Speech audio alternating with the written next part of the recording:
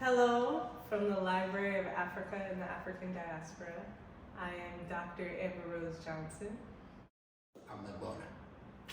So we just met, I'm here for a visit, and we're gonna do a little freestyle call and response of poetry about freedom. Yeah, freedom. Okay, so here's my poem first. This is called Freedom Song. For as long as our ancestors can remember, we've been singing about freedom. Fixing our mouths for song like the reach of an open hand, hundreds of years. Singing a song that grew like an oak tree, seated by a mother's wail off a slave ship, the weep of a woman who would rather turn her body to coral, her eyes to pearl before they could kill her. She sang Freedom Song. And we've been singing ever since. And now we birth it.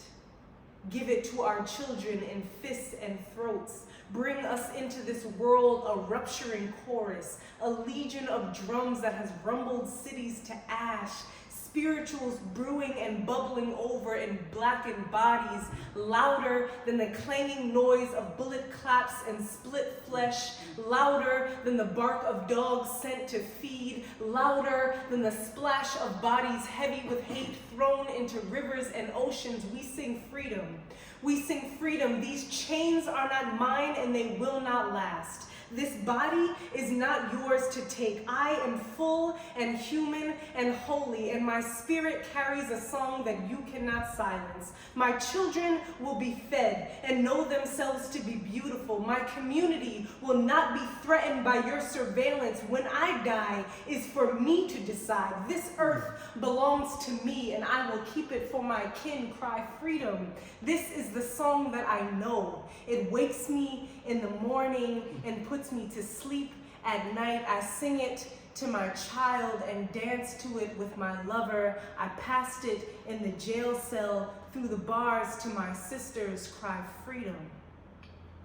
When I die, Yahweh decides.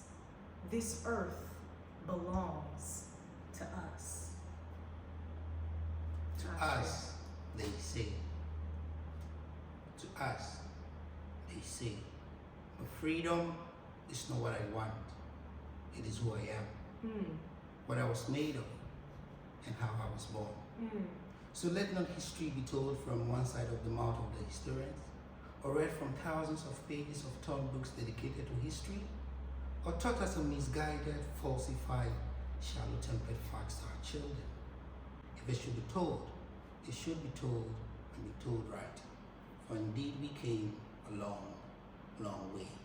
See, born free, we were the firstborn of men and the most gracious of women.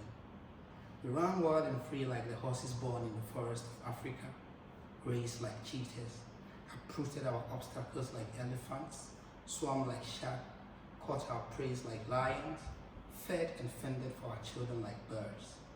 We saw the air like the eagles. We were the heaviest of beasts, mined the purest of gold, courted the prettiest of women, and from our loins and bellies, the healthiest of babies. See, we were nature, and nature was us.